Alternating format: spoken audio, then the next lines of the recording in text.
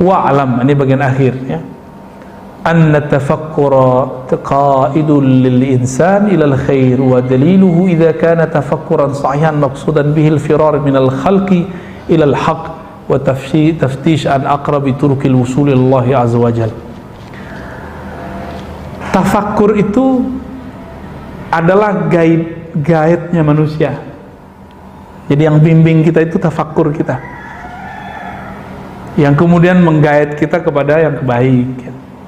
Bahkan membawa manusia dari euforia bermakhluk, asik dengan makhluk, kemudian kita diangkat kepada Khalik, kepada Allah Subhanahu wa ta'ala.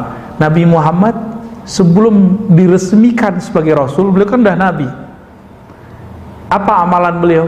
Beliau sering merenung, kemudian beliau pergi ke Gua Hira, tahannus. Tahannus itu salah satu programnya tafakkur.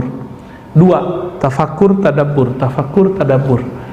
Beliau tafakkur. Maka Nabi itu di saking kerasnya, meskipun kerasnya arus kemusyrikan, orang tuh nyembah berhala. Tapi Nabi terbawa nggak? Ini saya kasih tahu salah satu karakter orang yang tafakkur, dia tidak termakan oleh mainstream. Dia sendiri itu sudah cukup. Dia nggak perlu kata orang, dia nggak perlu menurut orang. Ini bukan orang kebablasan, terlalu kepedean, bukan. Dia sangat mengerti pola-pola Allah Subhanahu wa ta'ala. Makanya Nabi Ibrahim karena tafakkurnya kuat, Allah sebut beliau ummah, satu umat. Jadi Nabi Ibrahim itu kualitasnya sama dengan satu umat. Wajar Allah kasih beliau hadiah anak, yaitu udah tua, beliau punya anak. Anaknya pertama siapa? Nabi Ismail, Nabi Ishak, Nabi. Bahkan ada anak-anaknya yang lainnya, Madian, sampai 6 dari Jarur Siti Konturah. Jadi anak beliau dari Siti Konturah itu 6 atau 4, itu banyak. Anak-anaknya sampai ke negeri kita. Jadi bapak-bapak ini mungkin keturunan Nabi Ibrahim jalur Siti Konturah. Mungkin loh Pak ya. Jangan gear dulu. Pasang Habib berarti depan. Enggak begitu Pak ya. Kan mungkin. Kenapa? Kalau kita membaca teks. Tinggal dibuktikan pakai DNA apa nanti? Bener nggak nih? Jadi antum benci sama Israel. Misalnya nih, benci kepada Israel sebagai bangsa nggak boleh. Tapi benci kepada Zionis yang mereka merusak alam ini, itu boleh, bahkan wajib kali ya. Itulah yang disebut al-Yahud di Quran, lan tarda ankal Yahud. Yahudi nggak bakal ridho kepadamu, itu Yahudi Zionis. Pakai alif lam di situ. Di Zionis maksudnya. Tapi Yahudi yang lain itu nggak banyak yang masuk Islam. Kita nggak tahu nih pergerakan yang sekarang tuh yang mana, ya. Wallahu a'lam bishawab. Maka Bapak Saudara Allah akan tafakkur kita, insya Allah kita akan menjadi umat yang mandiri. Amin ya rabbal alamin ya. Gimana Ustaz Harun? Antum udah ngantuk nih kayaknya. Aneh yang belum tidur, antum yang ngantuk. Kita baru turun dari kandang, bener Pak, melayang-melayang doang bentar di mobil. Pas bangun cuma tidurnya dari mana tuh ya? Lah ini masjid apa ini? Kok bukan rumah gua nih? Perasaan kalau bangun itu depannya rumah, ini malah kok pagar. Ternyata rumah masjid. Alhamdulillahirabbil alamin. Gimana Ustaz? Udah? Ini jamnya yang lambat atau emang belum ini? Iya. Bapak-bapak silakan jika ada pertanyaan.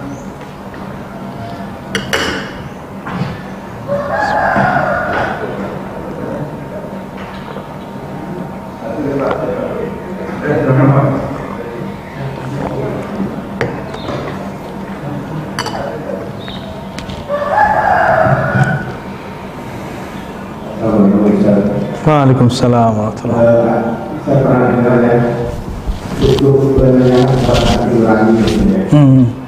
Tapi belakangan ini berkat dia melihat mendengarkan sesuatu. Ini masalahnya abu-abu katanya. Adakah masalah yang kalau itu katanya gitu?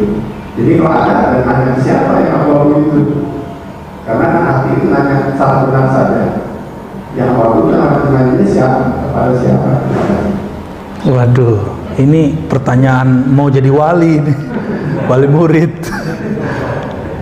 Nabi itu didatengin sahabat nanya, ya Rasulullah, apa yang disebut kebaikan? Apa kata Nabi? Albirru nafs watma'anna ilaihil qalb. Nabi kasih indikator, Nabi nggak kasih definisi. Jadi orang Arab itu bukan bangsa yang mendefinisikan masalah, tapi bangsa yang baca indikator-indikator. Maka Nabi itu kalau ada apa aja dikasih contoh, semuanya contoh, biar gampang. Kalau definisi cukup di kampus, dulu belum ada kampus Pak. Apa kata Nabi? Kebaikan itu, kebenaran itu sesuatu yang membuat jiwamu tidak bergejolak, hatimu tidak galau. Tapi kalau bikin kita bergejolak, emosional, nah itu kan berarti nggak itma'annat ilaihin nafs. Jiwanya nggak bener, karena gampang emosi. Orang bener itu nggak emosional Pak. Orang bener nggak ada yang emosional, karena dia tahu dia bener, ngapain dia emosional?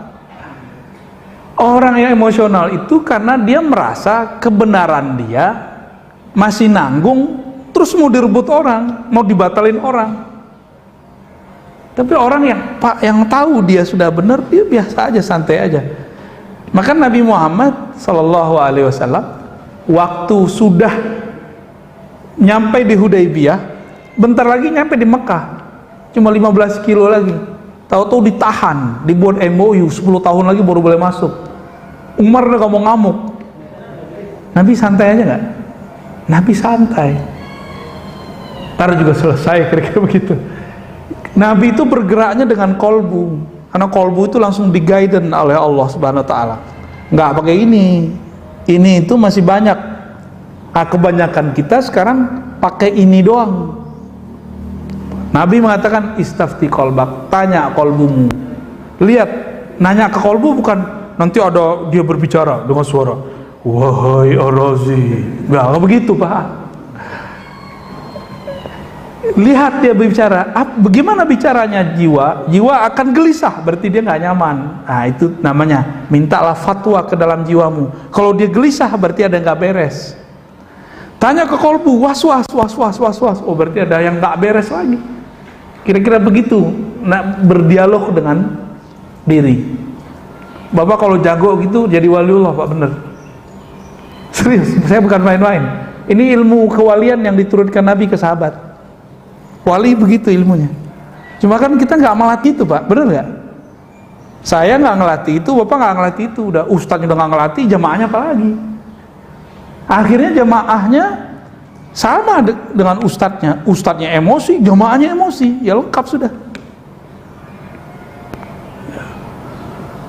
Gitu Pak ya. Gimana Pak? Ada yang mau dibacain? Surat cinta bukan? Pas surat benci? Pertanyaan online Ustaz. Oke, fadal. Masuk dari Madura. Assalamualaikum, saya Muhammad Ruji, Madura Darul. Apakah ada makhluk Allah yang bergerak diam bersamaan selain Allah? Mohon jawaban ya. Itu pertanyaan harus dibenerin. Bergerak kok diem? Itu secara ilmu logika udah nggak masuk. Ya, harus dilurusin dulu. Dalam ilmu mantik ini kan gramatikal berpikir. Gerak itu sekaligus bisa diam nggak? Gerak, diam ya diam. Dah, jadi pertanyaannya dilurusin dulu deh. Ya. Yang kedua, Ustaz. Di tafsir Quran Allah kadang menyebut dirinya aku dan kami. Itu yang nanya siapa tuh? FT tidak Allah yang Aku, ada Allah yang kami gitu ya. Saya pernah baca tafsir itu masalah dalam hal apakah Allah menyebut dirinya aku dan kapan kami. Coba perhatiin ya. Ini ayat yang paling senang saya baca. Dari dulu, dari kecil saya suka baca ayat ini. Surat Toha ayat 14. Malam tadi juga kayaknya saya baca ayat ini. Wahai Musa, kata Allah, la ilaha illa ana. Innani ana Allah la ilaha illa ana. Sesungguhnya akulah Allah. Innani, ya itu ada innani, itu ada ya pada situ. Sesungguhnya aku. Diulang lagi, ana Allah, akulah Allah. Jadi Allah itu kalau menyebut aku berarti ada keperkasaan di situ. Ada tauhid mutlak di situ. Sebenarnya yang boleh ngomong aku itu cuma Allah. Karena ana itu salah satu nama dari dia. Dulu Buya Hamka tuh nulis, sebenarnya kalau kamu mengatakan saya, aku, kamu sudah mencuri, kamu sudah memakai salah satu dari nama-nama Allah. Itu Buya Hamka tuh, Pak. Cakep juga Buya Hamka, emang dia sufi juga tuh. Karena ayahnya sufi, kakeknya sufi. Di akhir ayat dekat sama sufi-sufi. Meskipun beliau tokoh Muhammadiyah yang emang kita nggak dengar tasawuf, kecuali tasawuf modern ya, di kalangan Muhammadiyah. Itu ajib tuh ya, saya teringat masa kecil kita bacaannya buku-buku Buya Hamka. Kita datang ke jiran, ternyata orang-orang sana ya seumuran bapak, Pak, itu bacaannya buku-buku Buya Hamka. Jadi kalau membuka cerita dengan mereka lewat Buya Hamka. Bagaimana dengan kami? Nah, coba lihat kami. Kalau aku tadi keperkasaan, keesaan, mutlak. Ini baru sebagian yang kita buka, Pak ya. Ada banyak makna dalam aku itu. Kalau Allah mengatakan nahnu, kami, inna nahnu nazzalna adz-dzikra, ya, sesungguhnya kamilah yang menurunkan az-dzikra. Apa arti az-dzikra? Peringatan, artinya Quran. Wa inna, dan sesungguhnya kami lagi lahu, terhadap peringatan Quran itu lahafizun, ya, sungguh sebagai penjaga.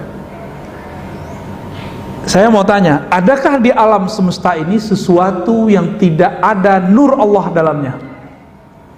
Adakah sesuatu yang terjadi di alam semesta tanpa campur tangan Allah Subhanahu wa taala? Ada nggak? Kalau ada berarti ada Tuhan selain Allah. Ada nggak? Berarti di sini ada peran Allah nggak? Walaupun zahirnya manusia yang buat. Di sini suara yang sampai kepada Bapak itu kan karena kita dekat, dalam hitungan detik, bahkan sebelum 1 detik udah nyampe. Tapi kalau jauh suaranya menggema baru nyampe kan di sana, telat nyampenya. Kita kalau dengerin petir, yang nyampe duluan cahaya atau suaranya? Cahayanya, karena kecepatan cahaya beda dengan kecepatan gelombang suara. Beda, Pak. Allah Subhanahu wa taala ada nggak? Jadi siapa sebenarnya menyampaikan suara ini kepada Bapak? Itu bukan saya, Pak. Allah yang nyampein. Masuk nggak? Maka sama siapa yang nonton lewat YouTube, lewat Facebook, dimanapun berada, itu yang menyampaikan itu Allah, bukan si Facebook itu, bukan si YouTube itu. Allah yang nyampein. Lewat.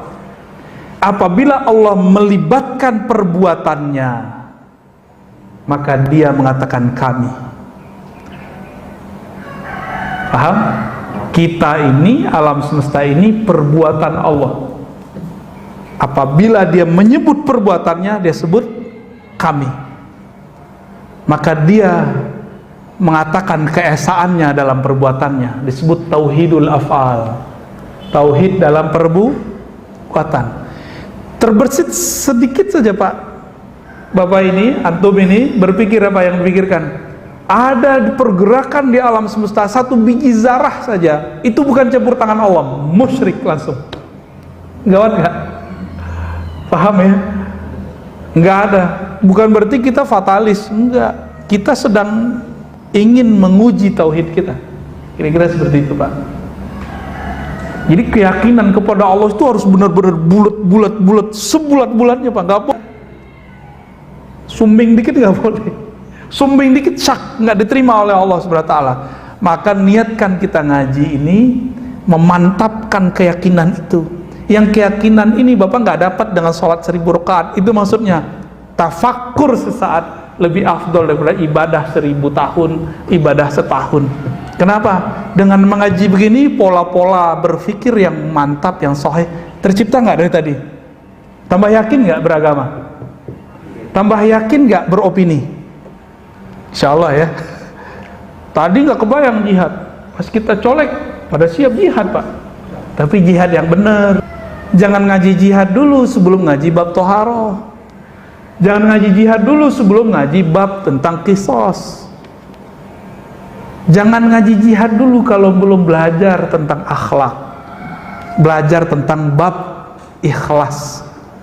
Nanti nggak jihad, malah ingin nunjukin gini loh Islam yang benar. Allah nggak perlu digitu-gituin Pak. Agama Allah nggak perlu begitu. Betul ada ayat intan surullah yaskum, jika engkau menolong Allah, Allah tolong kamu. Emang Allah butuh ditolong? Ini Allah lagi ngapain nih? Nguji kita. Kita GR kan nih? Intan suruh kalau bagi saya terjemahannya bukan itu. Jika engkau berkorban untuk Allah, itu yang benar terjemahannya, maka Allah akan membantumu. Udah banyak belum korban buat Allah? Belum ya? Belum. Gimana mau dibantu Allah kan? Gimana kolbunya belum bisa merasakan khusyuk? Gimana mau merasakan nikmat tahajud? Gimana mau bisa merasakan la ilaha illallah itu bergetar di kolbu? Gak bisa. Karena gak ada pengorbanan. Ini yang datang pagi ini sudah berkorban, berarti mengorbankan rasa was-was. Benar gak? Bagus itu Pak, sembelih itu rasa was-was. Orang yang nggak mau keluar rumah, nggak mau ngaji ke masjid, itu lebih rentan kena nanti. Karena ada was-was ini bahaya. Bapak udah dapat imunitas ini, imunitas sosial. Was-wasnya terhilang. Karena was-was ini awal dari semua penyakit. Ini hemat kita ya. Gunting itu Pak, bakar rasa itu. Rasa was-was itu gimana cara bakarnya? Meskipun kita masih jaga jarak, tapi kita jangan sampai nggak hadir di masjid-masjid Allah ya. Di majelis-majelis kajian-kajian yang menghantarkan kita kepada Allah. Kajian kan banyak juga Pak, nggak semua kajian menghantarkan, menyadarkan kita kepada Allah SWT. Saya memohon kepada Allah, semoga ta'lim-ta'lim saya, ta'lim-ta'lim yang Allah izinkan pada diri yang hina ini, menghantarkan kesadaran saya dan kita semua kepada Allah Subhanahu wa ta'ala. Cukup Pak ya? Kita tutup dengan baca salawat. Allahumma salli ala Nabi Muhammad. Subhanakallahumma wa bihamdika asyhadu an la ilaha illa anta astaghfiruka wa atubu ilaik. Mohon maaf. Semoga kita diridhai Allah. Assalamualaikum warahmatullahi wabarakatuh.